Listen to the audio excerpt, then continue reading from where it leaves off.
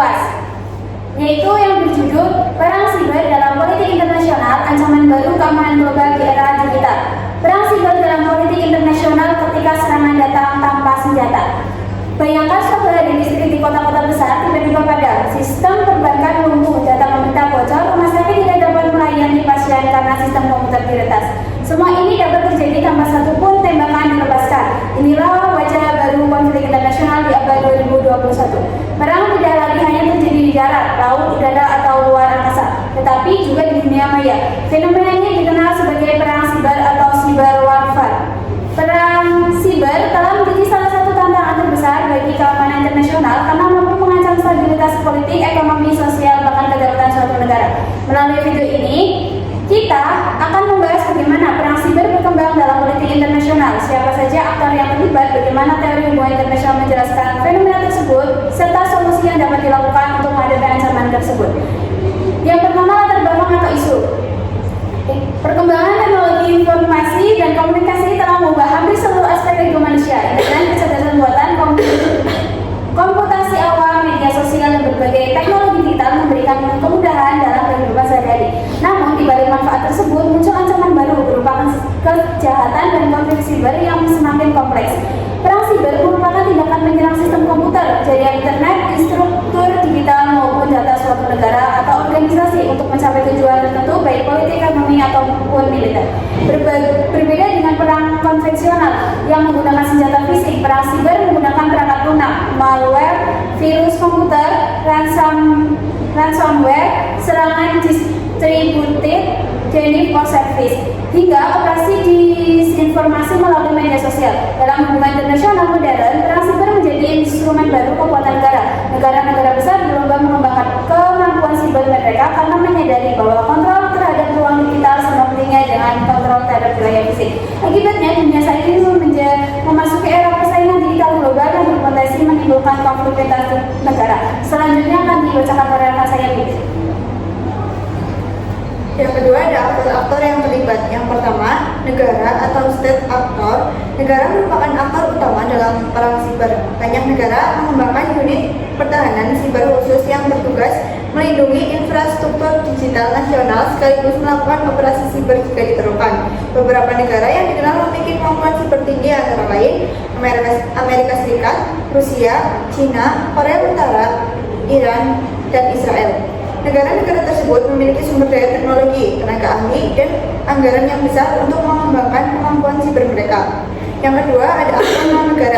Selain negara, perang siber juga melibatkan berbagai aktor non-negara seperti kelompok hacker. Kelompok hacker dapat bertindak secara independen maupun bekerjasama dengan negara tertentu. Yang kedua, kelompok kriminal siber.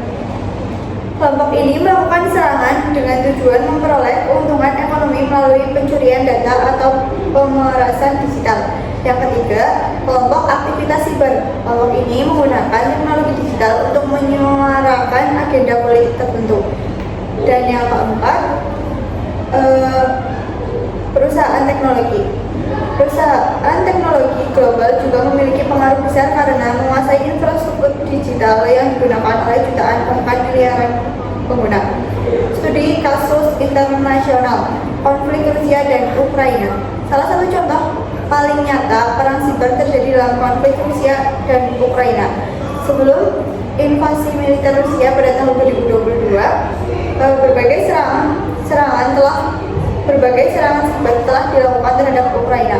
Target serangan meliputi sistem pemerintahan, jaringan komunikasi, infrastruktur energi, dan media informasi. Tujuan serangan tersebut adalah mengganggu stabilitas negara dan melemahkan kemampuan pemerintah Ukraina dalam merespon konflik.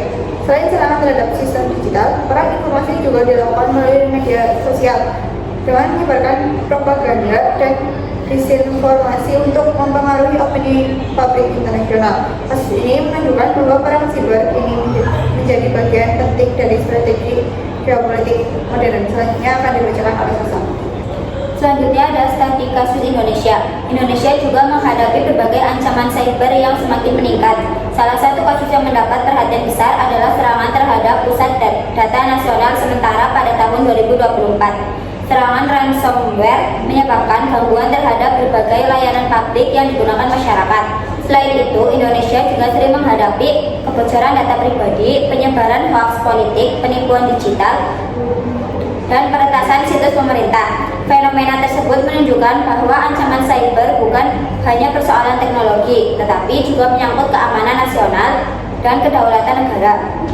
Jika tidak ditangani dengan baik, serangan cyber dapat mengganggu stabilitas politik, ekonomi, dan sosial Indonesia. Selanjutnya ada analisis teori hubungan internasional. Yang pertama, teori realisme. Menurut teori realisme, sistem internasional bersifat anarkis karena tidak ada otoritas tertinggi yang mengatur seluruh negara. Oleh karena itu, setiap negara harus menjaga keamanan dan kepentingan nasionalnya sendiri.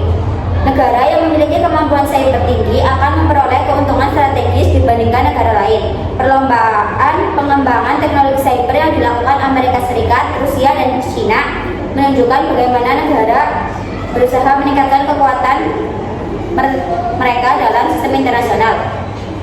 Yang kedua ada teori liberalisme. Menurut teori ini, ancaman global tidak dapat diselesaikan oleh satu negara saja. Perang cyber merupakan masalah lintas negara karena serangan dapat berasal dari mana saja dan menargetkan siapa saja.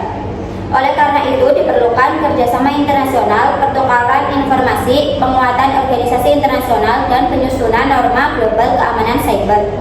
Selanjutnya ada analisis teori konstruktivisme. Selain realisme dan liberalisme, fenomena perang cyber juga dapat dianalisis menggunakan teori konstruktivisme.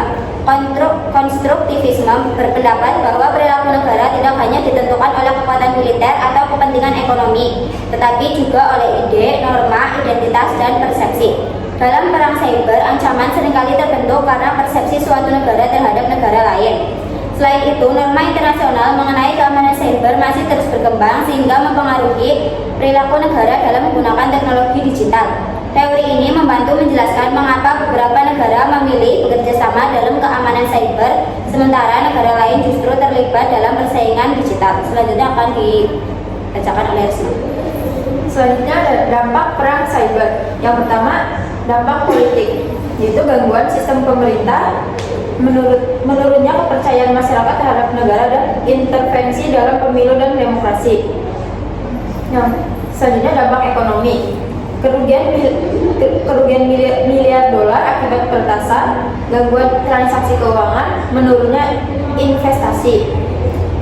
Yang ketiga, dampak sosial, yaitu penyebaran hoaks dan disinformasi, polarisasi masyarakat, dan konflik sosial berbasis informasi palsu. Yang keempat, dampak keamanan nasional, seperti kebocoran data strategis, gangguan sistem pertahanan, dan ancaman terhadap kedaulatan negara.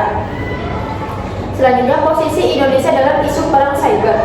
Sebagai negara dengan jumlah pengguna internet yang sangat besar, Indonesia harus memperkuat kapasitas keamanan cybernya. Indonesia telah melakukan berbagai upaya melalui yang pertama BSSN atau Badan Cyber dan Sandi Negara. BSSN bertugas menjaga keamanan ruang cyber nasional. Yang kedua, kerjasama ASEAN. Indonesia aktif mendorong kerjasama keamanan cyber di kawasan Asia Tenggara. Yang ketiga, transformasi digital nasional. Pemerintah harus meningkatkan sistem keamanan digital untuk melindungi data dan layanan publik. Yang selanjutnya, penguatan literasi digital. Program literasi digital dilakukan untuk meningkatkan kesadaran masyarakat mengenai keamanan informasi. Selanjutnya, solusi dan rekomendasi kebijakan. Untuk menghadapi ancaman perang cyber, diperlukan beberapa langkah strategis. Yang pertama, penguatan infrastruktur cyber nasional. Pemerintah harus memperkuat sistem keamanan pada seluruh infrastruktur penting negara. Yang kedua, pengembangan SDM cyber. Pendidikan dan pelatihan keamanan cyber perlu diperluas untuk mencetak tenaga ahli yang kompeten. Yang ketiga, kerjasama internasional. Negara-negara perlu memperkuat kerjasama dalam berbagai informasi dan penanganan ancaman cyber. Yang selanjutnya, regulasi yang lebih kuat. Pemerintah perlu memperkuat kebijakan perlindungan data dan keamanan digital. Yang terakhir, terakhir, literasi digital masyarakat. Masyarakat harus mampu mengenali ancaman digital dan menjaga keamanan data pribadi. Selanjutnya, pesan kampanye digital. Di era digital, keamanan tidak hanya dijaga oleh tentara dan senjata, tetapi juga oleh kesadaran masyarakat dalam menggunakan teknologi secara bijak. Perang cyber dapat menyerang siapa saja, kapan saja, dan dari mana saja. Oleh karena itu, menjaga keamanan digital adalah tanggung jawab bersama. Mari tingkatkan literasi digital, lindungi data pribadi, lawan disinformasi, dan dukung kerjasama internasional demi menciptakan dunia digital yang aman dan damai. Yang terakhir yaitu penutup. Perang cyber telah menjadi realitas baru dalam politik internasional. Konflik tidak lagi hanya terjadi di medan perang, tetapi juga di ruang digital yang kita gunakan setiap harinya. Melalui pemahaman yang baik, kerjasama internasional, dan peningkatan kesadaran masyarakat, kita dapat menghadapi ancaman perang cyber serta mewujudkan keamanan global yang lebih baik. Karena di era digital, menjaga keamanan data berarti menjaga masa depan bangsa. Sekian proyek video kampanye digital dari kelompok 1. Assalamualaikum warahmatullahi wabarakatuh.